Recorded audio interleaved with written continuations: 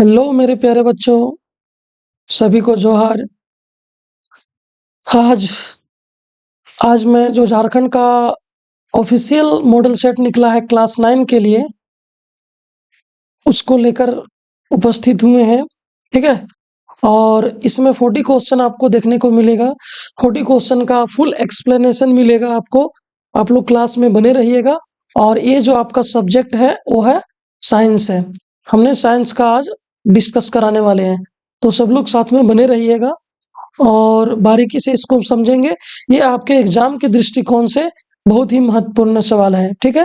ये आपके एग्जाम में डायरेक्टली कुछ क्वेश्चन डायरेक्टली भिड़ सकता है, डायरेक्टली आ सकता है। तो इसको आप मजाक में मत ना लेकर इसको सीरियस थोड़ा सा आने की अच्छे से पढ़िए, अच्छे से समझिए और समझ के एग्जाम लिखिए। तो चलिए आगे बढ़ते हैं। कुछ सामान्य निर्देश ये है कि इसमें टोटल 40 प्रश्न है, सभी प्रश्न अनिवार्य है। ठीक है। और प्रत्येक प्रश्न का यानी कि 2 अंक का है, प्रत्येक प्रश्न 2 अंक का है। और प्रत्येक प्रश्न के लिए 4 विकल्प दिए गए हैं। गलत के लिए कोई ऋणात्मक अंक नहीं है। तो ये चीज अगर आप लोग समझ चुके होंगे तो हम लोग आगे चलते हैं, क्वेश्चन पर आते हैं, क्वेश्चन की ओर चलते हैं। तो जो बच्चे इंग्लिश के होंगे वो इंग्लिश में आंसर आप लोग करिएगा। ठीक है, इंग्लिश में ध्यान दीजिएगा। और जो बच्चे हिंदी के होंगे वो हिंदी से देखिएगा। ठीक है, हिंदी मीडियम वाले। तो यहाँ पे हमारा जो पहला क्वेश्चन है बच्चों, वो है खरपतवार फसल के पौधों को प्रभावित करते हैं।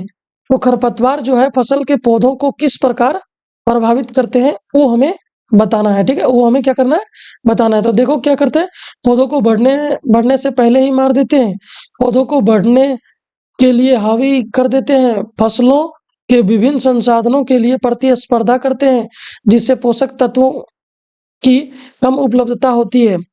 तो यहाँ पे जो आपका राइट आंसर होगा बच्चों, ये हो जाएगा ऑप्शन नंबर सी। तो खरपतवार क्या होता है कि कभी भी जब भी हम कोई खेती करते हैं तो अनावश्यक यानी कि जिसका कोई जरूरत नहीं है वैसे वहां पे पौधे आपको नजर आएंगे। धान की खेती हो गया तो उसमें भी एक्स्ट्रा यानी कि खरपतवार वह होता है जो पौधा आप बोए हैं उसके अतिरिक्त जो वहां पे यानी कि पौधा नजर आते हैं अलग अलग, उसको हम लोग क्या बोलते हैं, खरपतवार। और उसको हम लोग नष्ट करते हैं ताकि जो हम पौधा लगाए हैं उसकी उपज अच्छी हो सके, वो अच्छा से तैयार हो सके। तो वो क्या कर देता है कि जो खरपतवार है वो सारे पोषक तत्व को अपने अंदर ले लेता है। क्या करता है, अपने अंदर ले लेता है। और जो बीज को चाहिए जो पोषक तत्व उसे नहीं मिल पाता है, जिसके कारण क्या होता है कि वो फसल कमजोर हो जाती है। तो इसीलिए हम लोग खरपतवार को हटाते हैं। तो इसका राइट आंसर आपका ये हो जाएगा ऑप्शन नंबर सी। इसी प्रकार से नेक्स्ट क्वेश्चन की ओर हम लोग चलते हैं। पोल्ट्री पक्षी की विदेशी नस्ल, पोल्ट्री पक्षी की विदेशी नस्ल जिसमें अंडे देने की क्षमता अधिक है। ये एक पोल्ट्री पक्षी जो है विदेशी नस्ल की और उसमें अंडे देने की क्षमता अधिक है, वो कौन है? तो व्हाइट लेगार्ड और बॉयलर। तो यहाँ पे हमें पहला ही ऑप्शन हमारा बिल्कुल सही है। तो यहाँ पे व्हाइट लेगार्न, अब इसकी ये व्हाइट लेगार्न जो है ये लगभग एक वर्ष में, ये लगभग यानी कि एक वर्ष में ये 280 से 320 के बीच ये अंडे दे देती है। क्या करती है, इतना अंडे ये दे देती है। ठीक है, कौन, व्हाइट लेगार्न। ठीक है, नेक्स्ट क्वेश्चन की ओर आगे बढ़ते हैं हम लोग, नेक्स्ट पेज पे चलते हैं। नेक्स्ट पेज पे आपका दिया हुआ है क्या क्वेश्चन, क्वेश्चन नंबर 3 पे आते हैं हम लोग कि मधुमक्खी की निम्नलिखित प्रजातियों में से कौन सी एक इता इतालवी इतालवी प्रजाति है, कौन सी एक इतालवी प्रजाति है? Apis mellifera, Apis dorsata, Apis flora, Apis cerana indica. तो यहाँ पे जो आपका राइट आंसर हो जाएगा बच्चों खडका, वो हो जाएगा एपिस, एक minute, Apis mellifera, Apis mellifera, ये याद रखिएगा बच्चों। और ये आप लोग इसको इम्पोर्टेंस दीजिएगा क्योंकि ये आपके फाइनल एग्जाम के दृष्टिकोण से बहुत ही वीवीआई है। ठीक है, यानी कि वेरी वेरी इंपॉर्टेंट क्वेश्चन है। ठीक है, तो बारूद बारूद होता है तत्व यौगिक मिश्रण तरल। तो बारूद क्या होता है बच्चों, मिश्रण होता है। क्या होता है, अब मिश्रण। अब तो किसका किसका मिश्रण है ये बात हम लोग जान लेते हैं। तो क्या है, किसका मिश्रण है, KNO3 आने की क्या है, potassium nitrate plus sulphur plus आपका क्या है, एक तो ये कोयला, ये तीनों का मिश्रण है, ये तीनों का मिश्रण है। तो इसी प्रकार से हम लोग नेक्स्ट क्वेश्चन की ओर आगे बढ़ते हैं। तो नेक्स्ट क्वेश्चन हमारा क्या है कि विभिन्न विभिन्न विधियों से प्राप्त क्यूप्रिक, विभिन्न विधियों से प्राप्त क्यूप्रिक क्या है, क्यूप्रिक ऑक्साइड के नमूनों में कॉपर और ऑक्सीजन की प्रतिशत मात्राएं एक ही पाई गई है, एक ही पाई गई। इसमें जिस नियम की संपुष्टि होती है, ठीक है, वह है द्रव की और अनवरता का नियम, गुणित अनुपात का नियम, अस्थिर अनुपात का नियम, व्युत्क्रम अनुपात का नियम। तो यहाँ पे जो आपका तीसरा का राइट आंसर है बच्चों, वो हो जाएगा आपका, सॉरी, यहाँ पे आपका कौन सा क्वेश्चन है, क्वेश्चन नंबर 5 का जो राइट आंसर हो जाएगा बच्चों, वो हो जाएगा option number C, right answer हो जाएगा अस्थिर अनुपात का नियम। ठीक है, नेक्स्ट क्वेश्चन की ओर आगे बढ़ते हैं। तो नेक्स्ट क्वेश्चन आपका क्वेश्चन नंबर 6 है, प्रोटॉन का द्रव्यमान इलेक्ट्रॉन के द्रव्यमान से कितना गुना होता है, यानी कि प्रोटॉन का द्रव्यमान इलेक्ट्रॉन के द्रव्यमान से कितना गुना होता है, प्रोटॉन का द्रव्यमान इलेक्ट्रॉन के द्रव्यमान का कितना गुना होता है। ये क्या दिया है, लगभग 200 गुना, 2000 गुना, 1000 गुना, 100 गुना।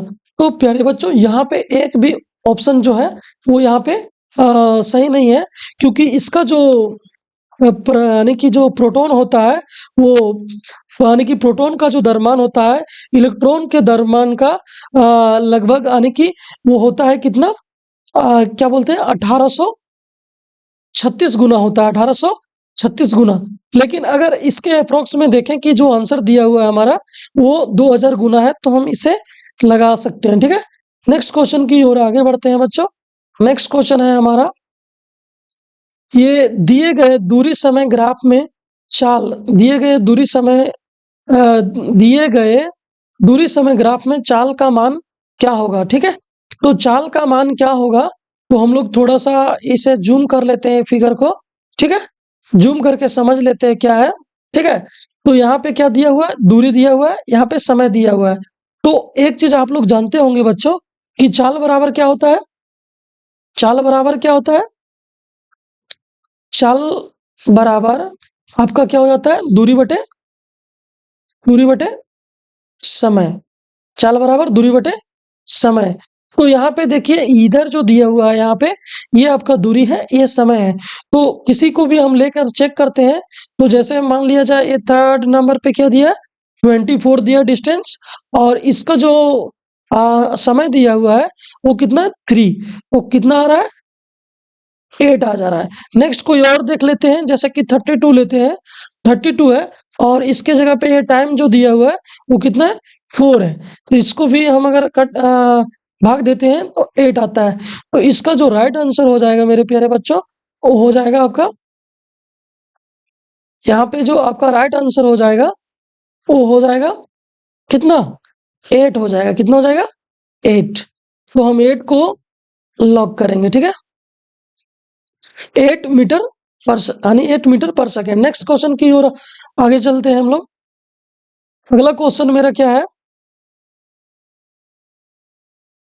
एक समान वृत्तीय गति में चाल और वेग दोनों अचर है, चाल और वेग दोनों चर रहते हैं, चाल चर और वेग अचर रहते हैं, चाल अचर और वेग चर रहते हैं। तो यहाँ पे आपका जो राइट आंसर हो जाएगा बच्चों, वो हो जाएगा, 1 मिनट यहाँ से देख लीजिए, यहाँ पे क्या होगा, स्पीड इज कांस्टेंट। ठीक है, जब ये एंड वेलोसिटी इज वेरिएबल होगा। ठीक है, ठीक है, यानी कि ये चर में क्या होता है कि ये परिवर्तन होगा, और अचर में क्या होता है, ये परिवर्तन नहीं होगा। तो यहाँ पे आपका जो ऑप्शन आपका क्या है, ऑप्शन नंबर डी जो है वो राइट हो जाएगा। तो हम डी को लॉक करेंगे, यहाँ पे क्या करेंगे, डी को लॉक करते हैं। ठीक है, नेक्स्ट क्वेश्चन की ओर आगे बढ़ते हैं हम लोग। क्वेश्चन नंबर 9 में निम्नलिखित में से कौन सा युग्म गलत है। यहाँ पे क्या है, क्लोरोप्लास्ट कोशिका का रसोई घर, ये बिल्कुल सही है। ठीक है, अब यहाँ पे देखते हैं माइटोकॉन्ड्रिया कोशिका का पावर हाउस यानी बिजली घर, ये भी सही है आपका। ठीक है, और यहाँ पे क्या है कि लाइसोसोम, ये क्या लिख दिया है, स्रावी कणिका है ना, स्रावी कणिका है। आगे देख लेते हैं, डी में दिया है नाभिक और ये कोशिका का मस्तिष्क, ये भी बिल्कुल सही है। तो यहाँ पे ए हमारा ये आंसर हो जाएगा, क्योंकि ए युग्म गलत है, क्योंकि लाइसोसोम को क्या बोला जाता है, आत्मघाती थैली, यानी कि आत्महत्या की थैली, आत्महत्या की थैली। ठीक है, नेक्स्ट क्वेश्चन की ओर हम लोग आगे बढ़ते हैं। नेक्स्ट क्वेश्चन आगे क्या है हमारा, नेक्स्ट क्वेश्चन के लिए आगे बढ़ते हैं हम लोग। नेक्स्ट क्वेश्चन यहाँ पे दिया हुआ है, पौधों के मूल रोम मिट्टी से जल को अवशोषित करते हैं। पौधों के जो मूल रोम है, जैसे कि ये आपका पेड़ दिख रहा है, ठीक है, तो इसका मूल रोम क्या हो गया, ये इनकी जड़, और ये जड़ क्या करते हैं, क्या करते हैं, ये जो जड़ जो है मिट्टी से जल को अवशोषित करते हैं, जल को सोखते हैं, जल को लेते हैं। ठीक है, तो ये क्या बता रहा है, पौधों के मूल रोम मिट्टी से जल को अवशोषित करते हैं, इसको हम क्या कर सकते हैं, विसरण, अंतः शोषण, परासरण, उपयुक्त, उपर्युक्त सभी। तो यहाँ पे जो आपका राइट आंसर हो जाएगा बच्चों, वो हो जाएगा ऑप्शन नंबर सी। क्या हो जाएगा, ऑप्शन नंबर सी आपका राइट आंसर है।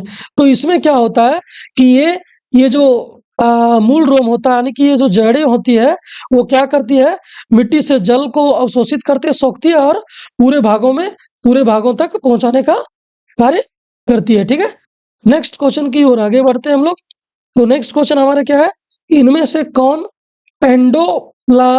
एंडोप्लाज्मिक रेटिकुलम से संबंधित नहीं है। इस बात को आप लोग बहुत अच्छे से देखिएगा, कौन है नहीं है, क्वेश्चन में गलत है नहीं है ऐसा करके दे देता है, और बच्चे सही आंसर करके, जो उन लोग के पास सही आंसर होगा वो है वाला में मार के चले आते हैं। तो क्वेश्चन नंबर 11 के लिए ऑप्शन देखते हैं, यह नाभिक और कोशिका द्रव के बीच प्रोटीन के लिए एक परिवहन चैनल के रूप में व्यवहार करता है। यह कोशिका द्रव में विभिन्न क्षेत्रों के बीच सामग्री का परिवहन करता है। यह ऊर्जा उत्पादन का स्थल हो सकता है। यह कोशिका के कुछ जैव रासायनिक गतिविधियों का स्थल हो सकता है। तो क्वेश्चन नंबर 11 के लिए आपका जो राइट आंसर हो जाएगा, ऑप्शन नंबर सी बिल्कुल राइट आंसर हो जाएगा। यह ऊर्जा उत्पादन का स्थल हो सकता है, कौन, ये एंडोप्लाज्मिक रेटिकुलम। ठीक है मेरे बच्चों, नेक्स्ट क्वेश्चन की ओर हम लोग आगे बढ़ते हैं। देखिए, ये जितने भी सारे क्वेश्चन आप लोगों को कराया जा रहा है, ये आपको फाइनल एग्जाम के दृष्टिकोण से कराया जा रहा है। ठीक है, और ये आप लोगों के लिए बहुत मोस्ट इंपॉर्टेंट है।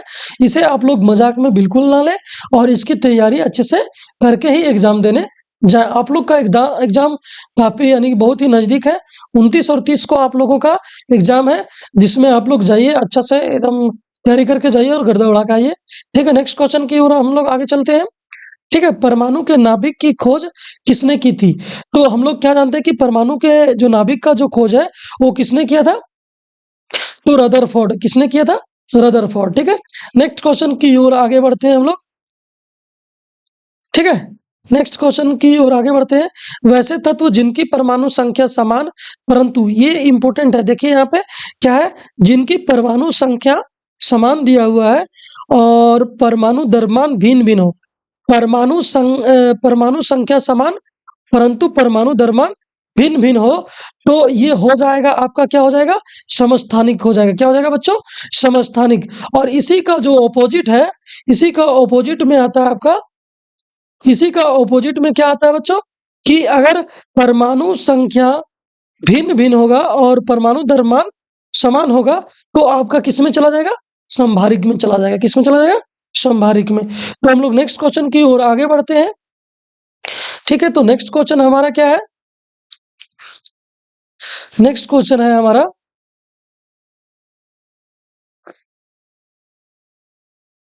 एक मिनट बच्चों, यहाँ पे, हाँ सही है, यहाँ पे देखिए कि कक्षा तीन एम सेल में अधिकतम कितने इलेक्ट्रॉन रह सकते हैं। तो देखिए बच्चों, आप लोग पढ़े होंगे कि आप लोग ये जो कक्षा जो होते हैं, ऐसे करके आप लोग को दिखाया गया होगा, ऐसे करके लेयर बना के दिखाया जाता है। तो यहाँ पे हम लोग अच्छे से समझते हैं इसको, कि जैसे क्या क्या होता है, पहली के एल एम एन, ये 4 कक्षा होते हैं, 1 2 3 4। ठीक है, यहाँ पे एक बात देखिए कि ए कक्ष में अधिकतम 2 इलेक्ट्रॉन रहते हैं और एल में अधिकतम 8। ठीक है, एम में 18 और एन में 32। इसी प्रकार से यहाँ पे एक सूत्र भी है कि 2n स्क्वायर, 2n स्क्वायर। तो हमें तीसरा कक्षा के बारे में पूछ रहा है, एम कक्षा के बारे में पूछ रहा है। तो एम के लिए एन का जो वैल्यू हो जाएगा हमारा क्या हो जाएगा 3। एम यानी कि यहाँ क्या हो जाएगा 3। तो 2 और एन यानी कि 3 का स्क्वायर, तो क्या आ जाएगा आपका 2 का 2 यानी कि 3 का स्क्वायर 9। तो 2 को 9 यानी कि 2 को 9 से मल्टीप्लाई करेंगे तो 18 आ जाएगा। तो 18 हमारा यहाँ पे राइट आंसर हो जाएगा। देखिए ये जो एक्सप्लेनेशन है हम अच्छे से कराने की कोशिश कर रहे हैं आप लोगों को। अगर कहीं कोई दिक्कत आती है तो आप लोग कमेंट करके और सारे क्वेश्चन की क्यूरी मतलब जो भी क्यूरी होगी उसे भेज सकते हैं और उसका आंसर भी कमेंट में आपको कमेंट के माध्यम से बताया जाएगा। ठीक है, चलिए नेक्स्ट क्वेश्चन की ओर आगे बढ़ते हैं हम लोग। ठीक है, आदि गति करने के लिए स्वतंत्र आदि गति करने के लिए स्वतंत्र 1 केजी द्रव्यमान, 1 केजी द्रव्यमान की किसी वस्तु पर 1 न्यूटन का बल लगाया जाए तो वह मतलब यहाँ दिया 1 मीटर पर सेकंड की चाल से गति करेगी, 1 किलोमीटर पर सेकंड की चाल से गति करेगी, 10 मीटर पर सेकंड स्क्वायर के त्वरण से गतिशील होगी। और यहाँ पे डी में क्या दिया 1 मीटर पर सेकंड स्क्वायर त्वरण से गतिशील होगी। तो यहाँ पे जो आपका क्वेश्चन नंबर 15 के लिए जो आपका राइट आंसर हो जाएगा बच्चों वो क्या हो जाएगा डी हो जाएगा। क्या हो जाएगा डी। अब डी होगा तो कैसे होगा उसको हम लोग समझ लेते हैं क्या है। ठीक है, तो एक फॉर्मूला आप लोग पढ़े होंगे साइंस में, क्या था F बराबर ma। F बराबर क्या था ma। तो यहाँ पे देखिए F बराबर ma, तो यहाँ पे बल कितना लगाया जा रहा है यानी कि फोर्स तो 1। ठीक है, और यहाँ पे जो मास दिया है वो कितना दिया है 1 kg दिया है। और यहाँ पे आपको क्या निकालना है गति यानी कि ये निकालना है ना। तो ये निकालना है बच्चों, तो हम लोग क्या करेंगे ये 1 को किधर भेजेंगे इधर। तो क्या आ जाएगा कि 1/1 इज इक्वल टू ए, यानी तो इसको हम लोग कट करेंगे तो ए यानी कि 1 आएगा किसके बराबर ए बराबर। ठीक है, तो ए बराबर क्या आ गया फाइनली 1 यानी कि मीटर 1 मीटर पर सेकेंड स्क्वायर त्वरण से गतिशील होगी। तो यहाँ पे जो आपका क्वेश्चन नंबर 15 का जो राइट आंसर होगा वो ऑप्शन नंबर क्या हो जाएगा, ऑप्शन नंबर आपका डी हो जाएगा। ठीक है, नेक्स्ट क्वेश्चन की ओर आगे बढ़ते हैं हम लोग। आगे क्या है जड़त्व का गुण, जड़त्व का गुण। अब जड़त्व अगर पढ़े होंगे आप लोग तो जड़त्व का गुण को समझिए क्या है, किसी वस्तु में होता है, प्रत्येक वस्तु में होता है, किसी भी वस्तु में नहीं होता है, केवल गतिशील वस्तु में होता है। तो आप लोग जब पढ़े होंगे 1 मिनट अगर आप लोग पढ़े होंगे तो देखे होंगे कि जड़त्व का जो गुण है वो किसमें होता है यानी कि प्रत्येक वस्तु में होता है। किसमें होता है प्रत्येक वस्तु में। अब इसको समझने के लिए हम लोग क्या करेंगे, समझने के लिए ये समझते हैं क्या है कि जब तक बाहरी बल ना लगाया जाए तो कोई वस्तु अगर स्थिर है तो तब तक वो स्थिर रहेगा, या गतिशील है तब तक वो रुकेगा नहीं, यानी कि वो अपने स्थिति में रहेगा। यानी कि गति है तो गतिशील रहेगा, और अगर रुका हुआ है तो जब तक उसमें बाह्य बल नहीं लगाएंगे तब तक क्या होगा उस वस्तु पर कोई प्रभाव नहीं पड़ेगा। तो ये प्रत्येक वस्तु में होता है। ठीक है, नेक्स्ट क्वेश्चन की ओर आगे बढ़ते हैं बच्चों। ठीक है, ये क्वेश्चन आपके फाइनल एग्जाम के लिए बहुत ही इंपॉर्टेंट है, इसे बिल्कुल अच्छे से आप लोग तैयारी करके इसका जाइएगा एग्जाम के लिए। नेक्स्ट क्वेश्चन क्या है कि किसी 6 kg द्रव्यमान की गेंद में 4 मीटर पर सेकंड स्क्वायर का त्वरण उत्पन्न करने के लिए कितने बल की आवश्यकता होगी। यहाँ पे भी बच्चों आप लोग को क्या बोला जा रहा है, फिर यहाँ पे बल का भी चर्चा, क्या बल निकालने बोल रहा है ना, कितनी बल की आवश्यकता होगी। ये यहाँ पे मास दिया है क्या है 6 kg द्रव्यमान, कितना है 6 kg द्रव्यमान, और यहाँ पे त्वरण दिया है, एक्सीलरेशन दिया है कि 4 मीटर पर सेकेंड स्क्वायर। तो अभी हम जस्ट ऊपर में चर्चा किए थे कि F बराबर क्या होता है ma। तो यहाँ से हमारा क्या हो जाएगा, M हमारा हो जाएगा 6 kg, और ये यहाँ पे A हो जाएगा आपका 4, तो ये आ जाएगा 24 और जो हम लोग यहाँ पे क्या है, बल को किस में नाप बल को किस में, बल का SI मतलब क्या होता है, न्यूटन, इसीलिए यहाँ पे आपका 24 राइट आंसर हो जाएगा। तो देखिए बच्चों, मेरा प्रयास यह है कि आप लोगों का जो फुल एक्सप्लेनेशन के साथ, यानी कि विस्तार पूर्वक आप लोग को समझाया जाए, ताकि आप एग्जाम में जाएं और एग्जाम में आपको कोई किसी प्रकार का कोई दिक्कत नहीं हो। ठीक है, तो ये वीडियो अगर इस वजह से थोड़ा अगर लंबा चला जाए तो इसे इग्नोर करके आप लोग अच्छे से समझने का प्रयास कीजिएगा। ठीक है, नेक्स्ट क्वेश्चन क्या है बच्चों कि जाइलम किससे बना होता है, जाइलम किससे बना होता है, और ट्रेकिट्स से, वाहिकाएं से, ये दोनों से, इनमें से कोई नहीं। तो क्वेश्चन नंबर 18 का जो आपका राइट आंसर हो जाएगा बच्चों, ये हो जाएगा ऑप्शन नंबर सी, ये दोनों क्या हो जाएगा, ये दोनों ट्रेकिट्स और वाहिकाएं दोनों से मिलकर बने हैं। ठीक है, नेक्स्ट क्वेश्चन की ओर चलते हैं। टेंडन एक संरचना है जो जोड़ती है, टेंडन एक संरचना है जो जोड़ती है एक हड्डी को दूसरे हड्डी से, एक मांसपेशी को हड्डी से, तंत्रिका को मांसपेशी से, एक मांसपेशी को मांसपेशी से। तो यहाँ पे क्वेश्चन नंबर 19 का जो आपका बिल्कुल राइट आंसर हो जाएगा, वो हो जाएगा 19 का ऑप्शन नंबर बी। टेंडन का क्या काम होता है कि वो एक मांसपेशी को हड्डी से क्या करता है, मतलब जैसे हमारे बॉडी में क्या होती है, मांसपेशियां भी रहती है और हड्डी, तो मांसपेशी को हड्डी से ज्वाइंट करती है, क्या करती है, ज्वाइंट करती है। ठीक है, अब हम आगे बढ़ते हैं, क्वेश्चन नंबर 20 की ओर पहुंच चुके हैं। नेक्स्ट क्वेश्चन में देखते हैं आगे क्या है। एक व्यक्ति दुर्घटना का शिकार हुआ जिसमें हाथ की 2 लंबी हड्डियां उखड़ गई, यानी कि कोई व्यक्ति का एक्सीडेंट हुआ, किसी प्रकार का कोई दुर्घटना हुआ जिसमें उसकी हाथ की 2 लंबी हड्डियां उखड़ गई। भगवान ना करे ऐसा किसी के साथ हो, लेकिन ऐसा हो गया है, तो हम लोग समझते हैं क्या है। निम्नलिखित में से कौन सा संभावित कारण हो सकता है।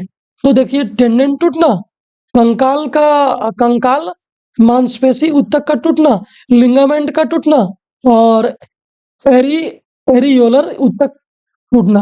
अभी हम लोग टेंडन किसमें पढ़े थे कि मांसपेशी को हड्डी से जोड़ती है, टेंडन क्या करती है, मांसपेशी जो है और हड्डी को जोड़ती है, किसमें, टेंडेंट में। ठीक है, तो टेंडेंट तो अलग हो गया।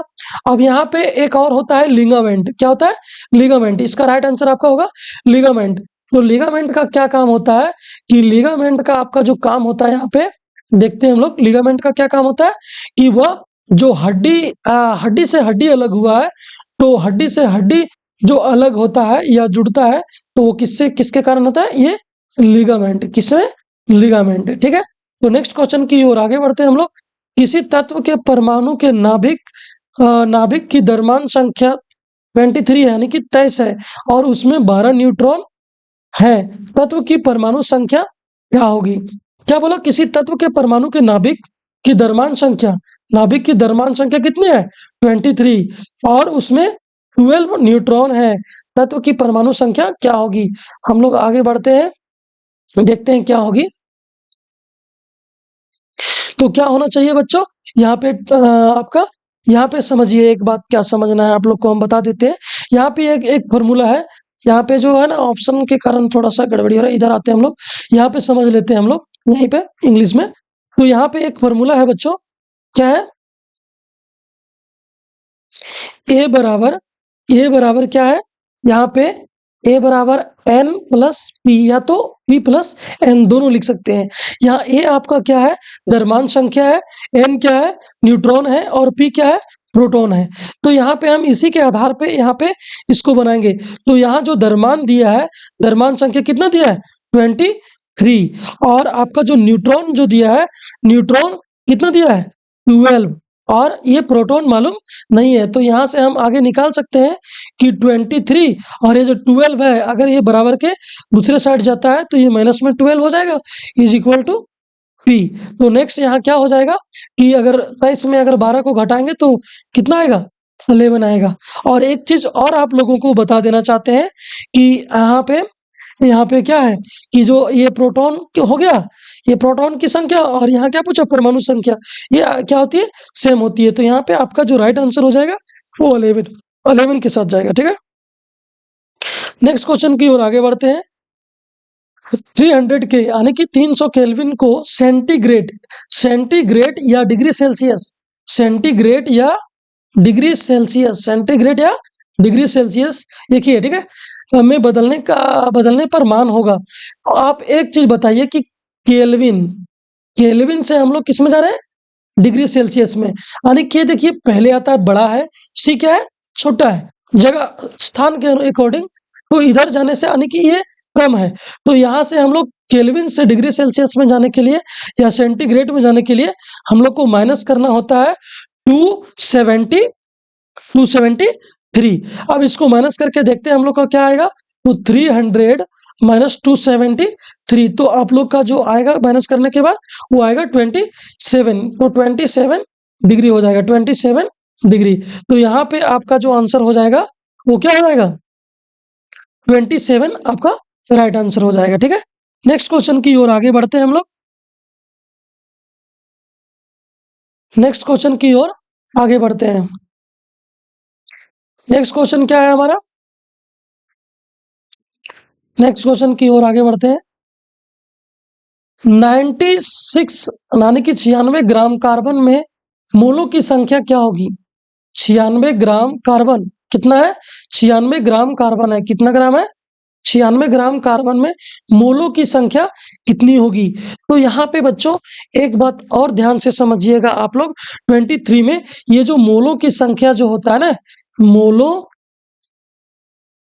की संख्या, मोलों की संख्या ज्ञात करने के लिए कैसे ज्ञात करते हैं, द्रव्यमान क्या होता है, द्रव्यमान बटे अनुभार, क्या होता है, अनुभार, द्रव्यमान बटे अनुभार। तो यहाँ पे बच्चों आप लोग का जो द्रव्यमान दिया गया है वो 96 है, और कार्बन का जो अनुभार यानी कि कार्बन का जो अनुभार होता है यानी कि द्रव्यमान होता है, क्या बोलते हैं उसको, ठीक है, द्रव्यमान होता है वो 12 होता है।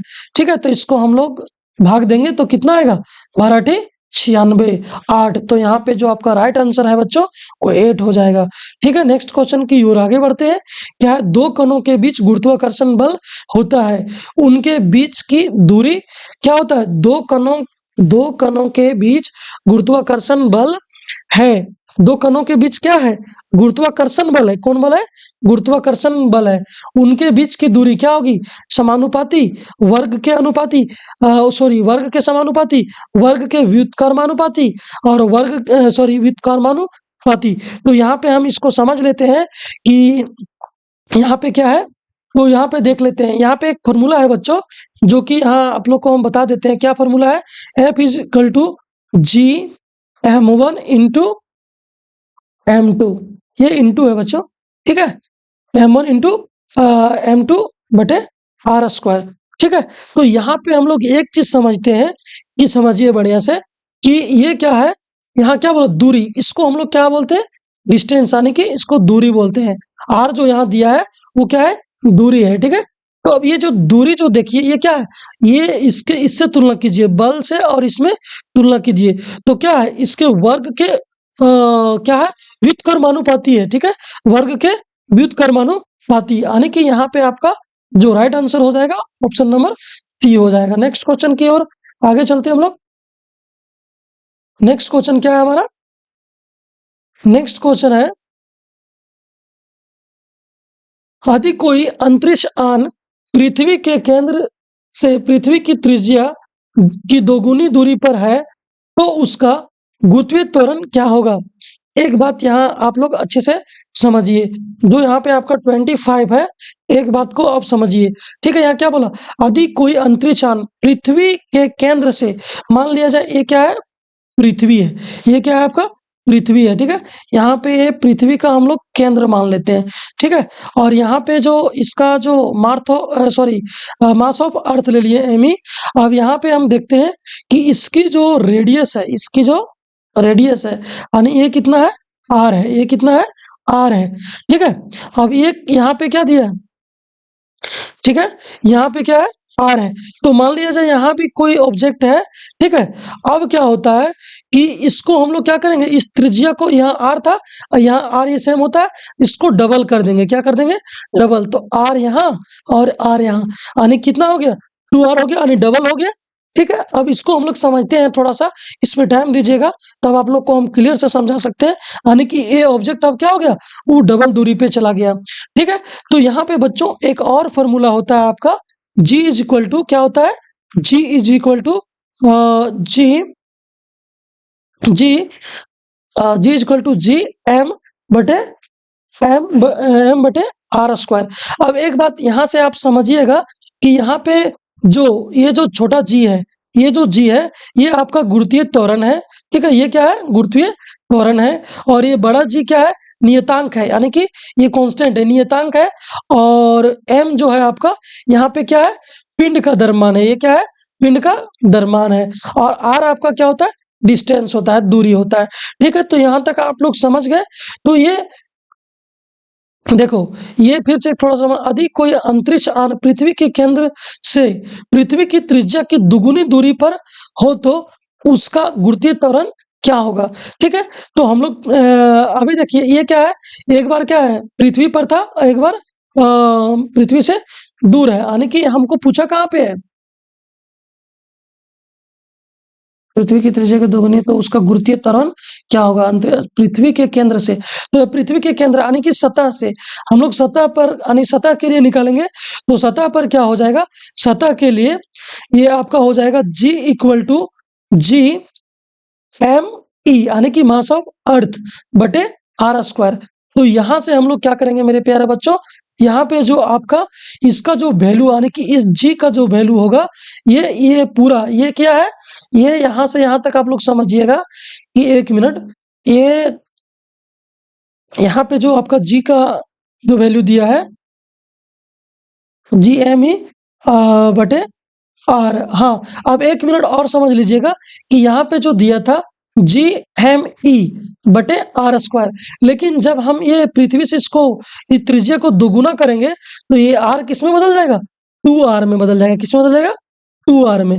अब 2r में बदल जाएगा तो एक बात यहाँ पे समझिएगा कि जी एम ई और यहाँ 2 का स्क्वायर आपका क्या हो जाएगा, 4, और आर यहाँ आर स्क्वायर।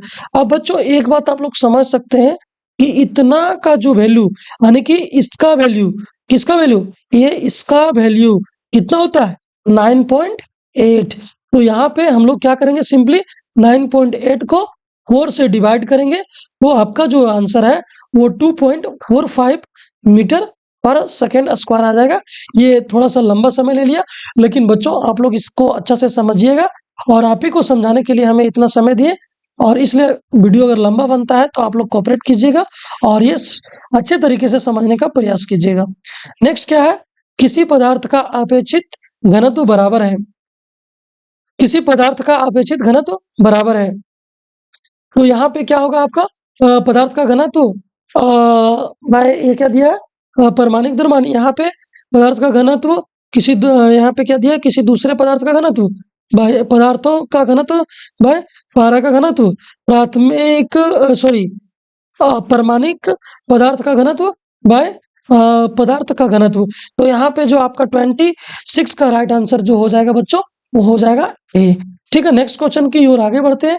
क्या दिया है, लिनियस द्वारा विकसित नामकरण प्रणाली, लिनियस द्वारा विकसित विकसित नामकरण प्रणाली। तो देखिए ये जो अलग अलग, जैसे कि इंसान का जो होमोसेपियंस नाम रखा ना, वैज्ञानिक नाम क्या है इंसान का, होमोसेपियंस। इसी प्रकार लिनियस द्वारा विकसित नामकरण जो किया गया है वो क्या है, एक पदी, वर्नाकुलर, द्विपदी, बहुपदी। तो यहाँ पे जो आपका राइट आंसर हो जाएगा 27 के लिए, जो आपका क्या हो जाएगा, द्विपदी। यहाँ क्या हो जाएगा, द्विपदी, 27 का राइट आंसर। ठीक है, नेक्स्ट क्वेश्चन की ओर आगे बढ़ते हैं हम लोग। नेक्स्ट क्वेश्चन क्या है, वर्गीकरण की मूल इकाई है किस्म, प्रजाति, जीन्स या परिवार। तो क्वेश्चन नंबर 8 के लिए आपका क्या हो जाएगा आंसर, बी हो जाएगा, प्रजाति। ठीक है, नेक्स्ट क्वेश्चन की ओर आगे बढ़ते हैं हम लोग। नेक्स्ट क्वेश्चन हमारा क्या है, एंजियोस्पर्म एंजियोस्पर्म पौधे की विशेषता है। एंजियोस्पर्म पौधे की विशेषता है, तो इसकी क्या विशेषता है? फूल की उपस्थिति, फल में बंद बीज, रेशेदार टैप रूट सिस्टम, उपरोक्त सभी। तो यहाँ पे आपका जो राइट आंसर हो जाएगा मेरे प्यारे बच्चों, तो फल में बंद बीज। ठीक है, ऑप्शन नंबर आपका बी राइट आंसर हो जाएगा। ठीक है, नेक्स्ट क्वेश्चन के लिए आते हैं हम लोग। एक सेकेंड, हम लोग कहाँ पहुंच गए? ठीक है, यहाँ तक। नेक्स्ट क्वेश्चन क्या है हमारा? नेक्स्ट क्वेश्चन क्या है बच्चों? कैल्शियम हाइड्रोक्साइड का रासायनिक सूत्र है। तो आप लोग अगर पढ़े होंगे अच्छा से, तो आप लोग डायरेक्टली मार सकते हैं CaOH। आपका कैल्शियम हाइड्रोक्साइड का सूत्र क्या था? CaOH whole twice. ठीक है, नेक्स्ट क्वेश्चन क्या है? नेक्स्ट क्वेश्चन के लिए भी यहाँ पे सॉल्यूशन वाला क्वेश्चन इसमें ज्यादा है, इसलिए बच्चों आप लोग घबराइएगा नहीं, आप लोग आराम से ये लाइन बाय लाइन इसको समझिए। ये आप ही लोग के लिए इतना क्लियर हम करने का प्रयास किए ताकि आप लोग अच्छे से समझें और आप लोग का कोई कंफ्यूजन बना ना रहे। ठीक है, तो देखिए यहाँ पे क्या है, अपने सिर पर 20 केजी का बक्सा, अपने सिर पर 20 केजी का बक्सा उठाए कुली किसको बोलते हैं? जो स्टेशन वगैरह या कहीं भी सामान ढोने का काम करता है ना, उसको कुली बोलते हैं। क्षैतिज प्लेटफॉर्म पर 10 मीटर चलता है, यानी कि इस तरह का सतह पर कितना चलता है? 10 मीटर दूरी तय करता है। ठीक है, यहाँ पे आप समझिए कि एक कुली है। क्या है? सॉरी, एक मिनट, यहाँ पे क्या है? यहाँ पे जो है एक कुली है। अब कुली के माथे पे क्या है? कुली के माथे पे वजन है। ठीक है, कुछ वजन है। कुली के माथे पे क्या है? कुछ वजन है, और वजन का भार कितना है? 20 केजी है। कितना है? 20 केजी है। ठीक है, अब ये हम समझते हैं आराम से। थोड़ा सा एक देखिए क्या है, 20 केजी बक्सा उठाए कुली क्षैतिज प्लेटफॉर्म पर 10 मीटर की दूरी, ये 10 मीटर की दूरी तय करेगा। ठीक है, अब क्या है, चलता है गुरुत्व बल के विरुद्ध कुली द्वारा किया गया कार्य। अब गुरुत्व बल के विरुद्ध जो ये कार्य करता है, अब यहाँ पे समझिए बच्चों, यहाँ पे क्या दिया हुआ है। अब एक बात समझिए कि एक बात देखिए, ये जो वजन है कुछ ना कुछ, ये जो 20 केजी वजन है वो किस पे दबाव डाल रहा है? ये कुछ ना कुछ ये इस पे फोर्स लग रहा है, यानी इसके बॉडी पे कुछ ना कुछ फोर्स लग रहा है। ठीक है, और ये कुछ इसका जो भार है, ये फोर्स लगा रहा है किसको? इसको उठाने के लिए, ये वेट को उठाने के लिए। और ये देखिए, ये जो वजन है वो हमेशा कोई भी वस्तु क्या होता है, नीचे की ओर मतलब नीचे की ओर अपना नीचे की ओर आती है। ठीक है, तो नीचे की ओर आने का मतलब क्या है कि इसका जो गुरुत्वाकर्षण जो बल लगने के कारण इसका वेट जो है किधर चला आएगा? mg नीचे की ओर लगेगा। तो जितना बल नीचे की ओर वजन लग रहा है उतना फोर्स लगा के रखना होता है, तब वो माथे पे आसानी से रख पाया है। ठीक है, अब वो क्या करेगा कि वो चलेगा आगे की ओर, क्या होगा? बढ़ेगा आगे की ओर, क्या करेगा? बढ़ेगा। ठीक है, जब आगे की ओर क्या होगा? विस्थापन, यानी कि विस्थापन होगा, इसका विस्थापन होगा आगे की ओर, क्या होगा? विस्थापन। ठीक है, तो विस्थापन होगा। तो देखिए ये जो फोर्स लग रहा है 100, और ये जो जिधर आगे बढ़ रहा है ओ, उसके बीच में कितना डिग्री का एंगल बन रहा है?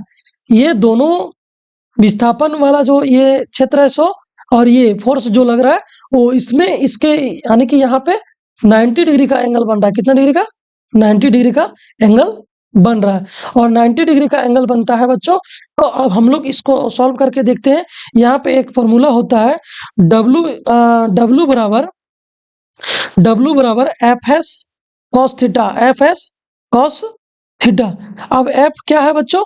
तो ये बल है जो फोर्स लग रहा है 100, और एस क्या है बच्चों? विस्थापन है। क्या है?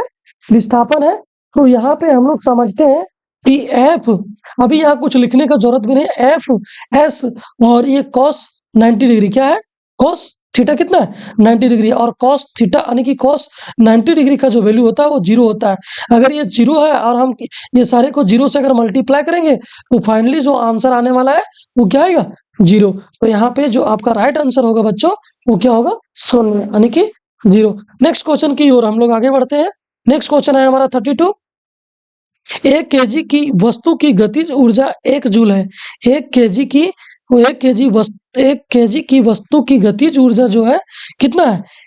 1 जूल तब होगी, 1 जूल तब होगी जब इसकी चाल कितना होगी वो बताना है, ठीक है। तो अब हम लोग इस पे थोड़ा भी फोकस करते हैं। ये क्या है, हम लोग कहाँ पहुंच चुके हैं? 32 क्वेश्चन में पहुंच चुके हैं। तो एक फॉर्मूला बच्चों, आप लोग क्लास 9 में एक फॉर्मूला और पढ़े होंगे, K is equal to half mv square.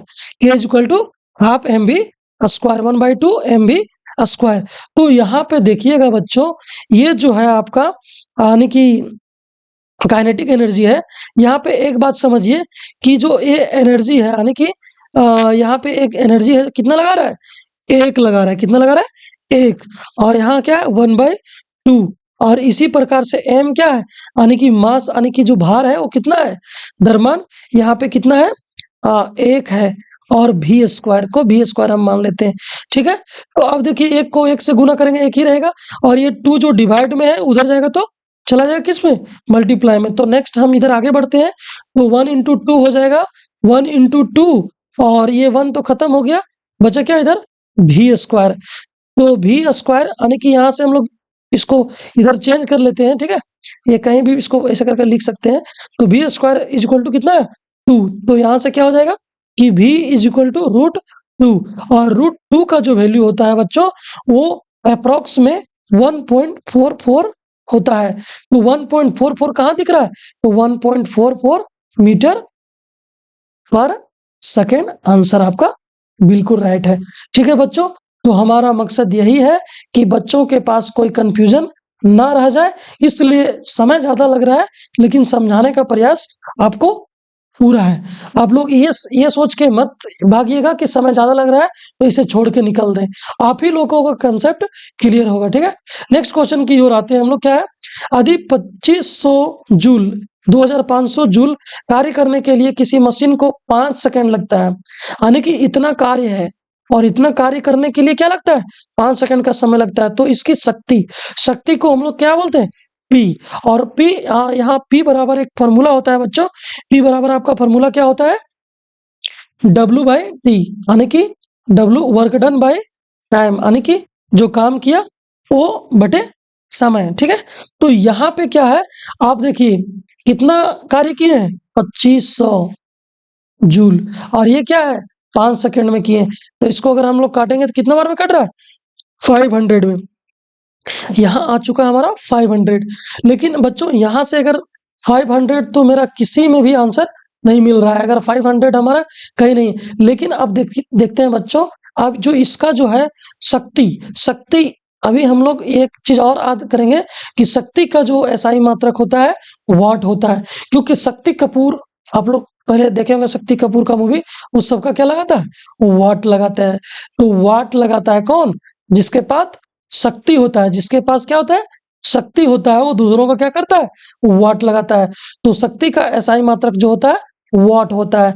तो यहाँ पे बच्चों हम लोग क्या करेंगे कि इसको बदलने के लिए हम लोग 1000 से भागा देंगे, तो ये 2 जीरो से 2 जीरो, और ये जो है 1 जीरो बच गया तो ऊपर जाएगा, तो एक अंक के बाद पॉइंट चला जाएगा।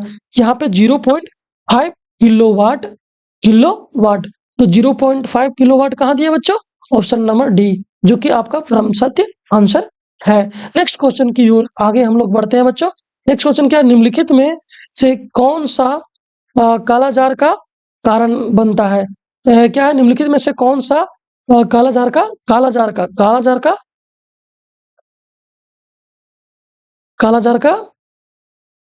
क्या बनता है? कारण बनता है।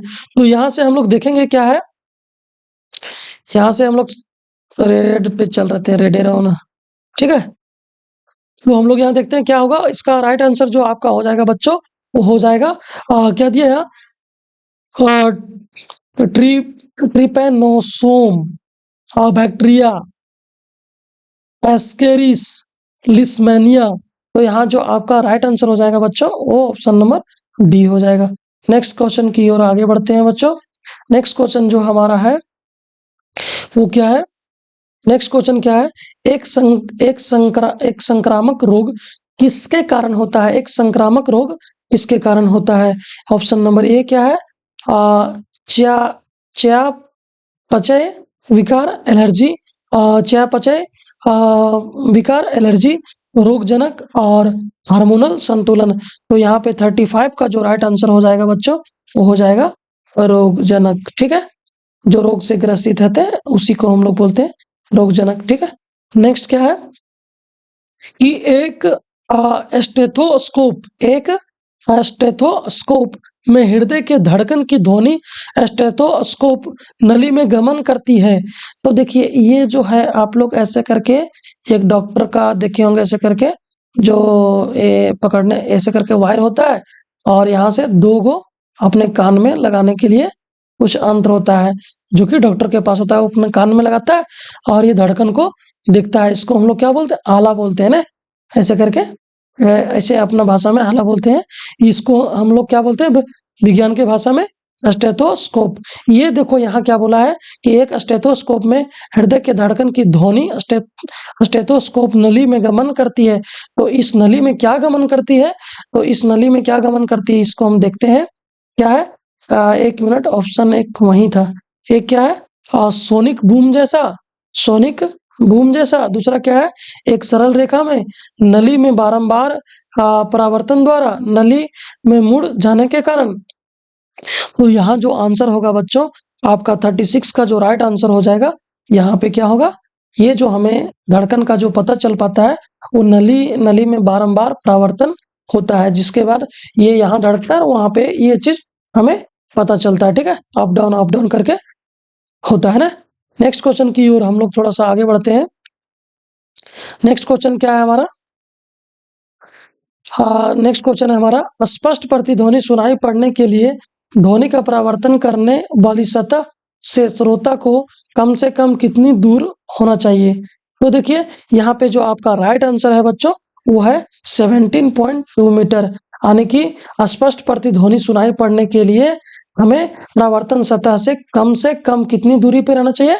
17.2 मीटर की दूरी होना ही चाहिए। ठीक है, आगे, निम्नलिखित में से किस माध्यम में ध्वनि की चाल सबसे ज्यादा होगी? निम्नलिखित में से किस माध्यम में ध्वनि की चाल सबसे ज्यादा होगी? समुद्री जल में, स्टील में, सल्फर डाइऑक्साइड, हवा में। अच्छा बच्चों, आप लोग जब पढ़े होंगे ध्वनि तो उसमें देखे होंगे कि ठोस में जो है, जो ठोस में है वो क्या होता है? ध्वनि का चाल उतना ही, जितना ज्यादा ठोस उतना ही ज्यादा चाल उतना ही ज्यादा बढ़ता है। ठोस ज्यादा तो चाल भी ज्यादा। ठीक है, तो अब यहाँ पे आप देखिए क्या है, समुद्री जल है और सल्फर डाइऑक्साइड है, हवा है, तो यहाँ पे ठोस कौन है? स्टील है, इसलिए इसका राइट आंसर बच्चों स्टील हो जाएगा। नेक्स्ट क्वेश्चन की ओर आगे चलते हैं। नेक्स्ट क्वेश्चन है क्या हमारा? लास्ट में भी हम लोग लास्ट क्वेश्चन पे पहुंच चुके हैं। ठीक है, अब क्या है हमारा? सौर विकिरण गर्म करता है। सौर विकिरण गर्म करता है, क्या गर्म करता है? जल निकायों की तुलना में भूमि को तेजी से जल। एकदम बिल्कुल सही बच्चों, आप लोग का आंसर राइट आंसर हो जाएगा ये ऑप्शन नंबर ए। क्या हो जाएगा? देखिए अब एक बात समझिए, जो सौर विकिरण है, जो सूर्य द्वारा जो रोशनी आती है, सौर विकिरण जो पड़ता है वो सबसे पहले किसको गर्म करता है? भूमि को। पहले किसको? भूमि को। और भूमि जब गर्म हो जाएगी उसके बाद 1 मिनट, ठीक है, जब भूमि गर्म हो जाएगी उसके बाद क्या होगा? जब भूमि गर्म होगी उसके बाद जल को गर्म करेगी, यानी कि जल निकायों की तुलना में भूमि को तेजी से गर्म करेगी। तो अब लास्ट क्वेश्चन की ओर हम लोग बढ़ते हैं। आज का क्वेश्चन जो है, आज ये लास्ट अंतिम क्वेश्चन है बच्चों। ऑक्सीजन मुख्य रूप से वायुमंडल में वापस आती है। ऑक्सीजन मुख्य रूप से वायुमंडल में वापस आती है जीवाश्म ईंधन के जलने से, श्वसन से, प्रकाश संश्लेषण से, तो और कवक से। तो यहाँ पे राइट आंसर जो हो जाएगा बच्चों, ये हो जाएगा सी। तो मेरे प्यारे बच्चों, आप लोग से यही अनुरोध है कि आप लोगों के लिए इतना मेहनत करके वीडियो बनाकर आप लोगों तक पहुंचाया जा रहा है, तो ये वीडियो को ज़्यादा से ज़्यादा अपने दोस्तों को, अपने रिश्तेदारों को जहाँ मन करे वहाँ भेजने का प्रयास करें। ठीक है, और वीडियो को लाइक करें। और अगर आप लोगों को ये वीडियो पसंद आता है तो आप लोग मेरे चैनल को सब्सक्राइब भी करें, और ये जो घंटी वगैरह दबाना होगा तो दबा लीजिएगा, ना तो बाद में भी दबाइएगा, कोई दिक्कत नहीं। अभी देखिए, है ना? तो आप लोग जय हिंद दोस्तों, जय भारत।